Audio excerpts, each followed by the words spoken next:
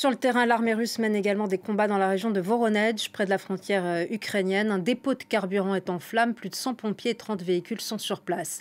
La guerre en Ukraine, elle continue et on retrouve tout de suite Gwendoline de Bono, notre envoyée spéciale à Zaporijjia. Comment réagissent les soldats ukrainiens à cette crise, voire ce coup de force en Russie ?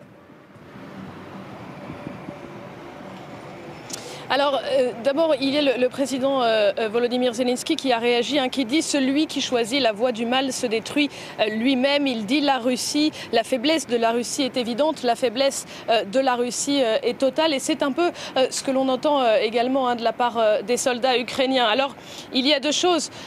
Nous avons pu parler ce matin à un commandant du renseignement militaire qui dit que, évidemment, son unité observe attentivement ce qui se passe, mais lui dit que ces problèmes internes ont également fait partie de la stratégie de l'Ukraine de les provoquer. Il dit tout cela va dans la bonne voie et nous rapproche de la victoire. En revanche, sur le front, on ne voit pas de changement notable dans les lignes de front, dans les activités militaires russes. Il y a toujours des bombardements, il y a toujours des attaques.